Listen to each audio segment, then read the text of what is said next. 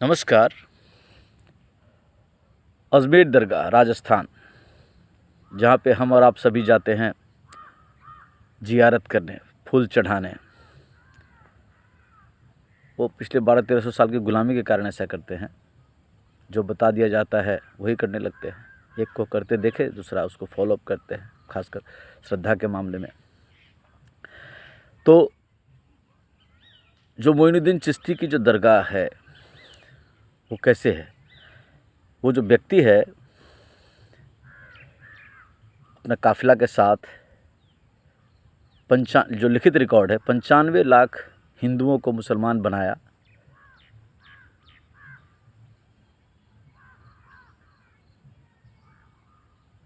तो सोचिए, जो 95 लाख हिंदुओं को मुसलमान बनाया, हम और आप आसानी से मुसलमान बन जाएंगे? कितना अत्याचार, कितना टॉर्चर हुआ होगा, कितने महिलाओं के साथ रेप हुआ होगा, कितने लोगों के सर काटे गए होंगे। यानी कम से कम 1-1.5 करोड़ लोग को तो उन्होंने कत्लेआम किया होगा। 1-1.5 करोड़ लोग वहाँ से पलायन कर गए होंगे, इधर उधर भाग गए होंगे, मरुस्थल में छुप गए होंगे। और 95 लाख लोगों को मुसलमान बनाया। और जब वहाँ की आबादी मुसलमान हो गई तो फिर वहाँ का जो मंदिर था उसी मंदिर को ऊपर से तोड़ मरोड़ कर मस्जिद बना दिया, दरगाह बना दिया। और धीरे धीरे ऐसा मोमेंटो बनाया गया कि वो सबके लिए श्रद्धा का स्थल बन गया। हम और आप सब जा कर के वहाँ फूल चढ़ाते हैं, क्योंकि हम अतीत तो ढूंढते नहीं हैं। बहुत ढूंढेंगे तो 1947 तक ढूंढेंगे कि भारत का मतलब यही होता है। और भारत का मतलब होता है कि यहाँ पे करोड़ों वर्षों से हिंदू, मुस्लिम, सिख, ईसाई सब यहाँ रहते आए हैं। ऐसा नहीं है। इस्लाम एक बाहरी एलिमेंट है और निकला है सनातन में से ही, लेकिन जिस तरह से वो चलता है, वो मार काट हमारे मूर्तियों को तोड़ करके, उसे बड़ा आनंद आता है। और मूर्तियों को तोड़ करके क्या करेगा? मूर्ति मस्जिद के या मज़ार के सीढ़ियों में देगा, जहाँ से लोग चल करके मस्जिद के अंदर जाएंगे। यानी जब तक हमारा मुसलमानों का लात नहीं पड़ेगा मूर्तियों पर, तो उनको और ज़्यादा आनंद आता है, असीम आनंद आता है, आता था। अभी भी देखो काशी में क्या हुआ है, जो शिवलिंग है उसको उन्होंने कहाँ रख लिया है? जहाँ पे लोग हाथ पैर धोते हैं। यानी शिवलिंग के प्रति इतनी हैट्रेड है, बताओ। पत्थर में हमने प्राण प्रतिष्ठा करके उन्हें शिवलिंग माना है। वो क्या करते हैं, उस वहाँ पे जाके पैर हाथ धोएंगे, कुल्ला करेंगे। तो साइकोलॉजिकल कितना गिरावट है, देख लीजिए। तो सबको ये समझना पड़ेगा कि इस्लाम, हम में से जो लोग मुसलमान हो गए हैं, वो कभी भी जब तक वो हमारे रास्ते पर नहीं चले आएंगे तब तक वो आपको जीने नहीं देंगे। हाँ, भाईचारा की नाटक करेंगे अपनी आबादी बढ़ाने तक, लेकिन जिस जगह देखो, बिहार का किशनगंज जिला है, मिथिला है,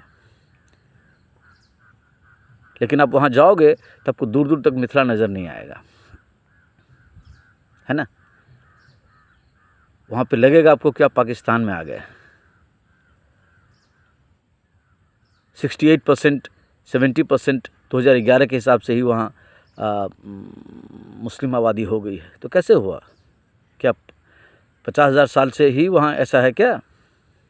नहीं, हमारे आपके ऊपर हमला हुआ, मार काट करके हम ही को, आप ही को मुसलमान बनाया गया है, बलात्कार के माध्यम से, डरा करके, सिर काट करके। तो राजस्थान के सच को समझिए, अजमेर दरगाह के सच को समझिए। हम में से कई लोग हैं, बृहस्पतिवार को क्या है, भगवान विष्णु का दिन है, भगवान विष्णु के प्रणाम नहीं लिखेंगे, जय साईं बाबा लिखेंगे। जैसे लग रहा है साईं बाबा सनातन काल से हमारे क्या कहते हैं, देव हैं। थोड़ा भक्ति प्रकट करना चाहिए, लेकिन भक्ति के साथ साथ क्या उन्हें ज्ञान मार्गी शाखा का भी हमारे अंदर अनुभव होना चाहिए। सिर्फ भक्ति मार्गी होने से ना गड़बड़ हो जाता है। भक्ति मार्गी में क्या होता है, सामने जो मिला, जो बताते गया, सबके प्रति श्रद्धा प्रकट करते गए। कभी कभी डर से भी प्रकट करते हैं, लेकिन हमको ये सीखना पड़ेगा कि हम ज्ञान मार्गी शाखा के कब अनुगामी बनेंगे। किसी भी चीज़ के बारे में पढ़े, अध्ययन करे, तब उसको स्वीकार करे। बृहस्पतिवार भगवान विष्णु और लक्ष्मी के लिए है। हम लोग जब भी सोशल साइट पे या कहीं भी पूजा पाठ प्रणाम करें तो भाई उनके प्रति होनी चाहिए, जय साईं बाबा कर लेते हैं। तो ये भी तो सिनेमा जगत का ही हमारे ऊपर एक प्रोपेगेंडा के तहत फैलाया गया और हम लोगों ने फिर उनको स्वीकार कर लिया। कृपया ध्यान दीजिए, नहीं तो फिर बांग्लादेश में क्या हो रहा, क्यों नहीं वहाँ भाईचारा है। 8 ही 10% हिंदू है, भाईचारा होना चाहिए ना मुसलमानों का भाई। क्योंकि और क्या है, जो पहले मुसलमान बने हैं हिंदू, वही अभी के जनरेशन पे अत्याचार कर रहे हैं। कृपया अपने अतीत को पहचानिए, जागरूक बनिए।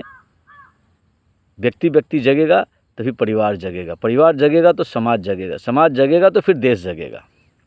और हमारा जगना बहुत ज़रूरी है, क्योंकि सनातन में कोएग्जिस्टेंस, टॉलरेंस, डाइवर्सिटी सब चीज़ को हम बड़ा सुंदर ढंग से अंगीकार करते हैं, बाकी किसी में नहीं है। तो कृपया अजमेर के सच को अपनी ओर से भी चेष्टा करके समझिए। धन्यवाद। भारत माता की जय।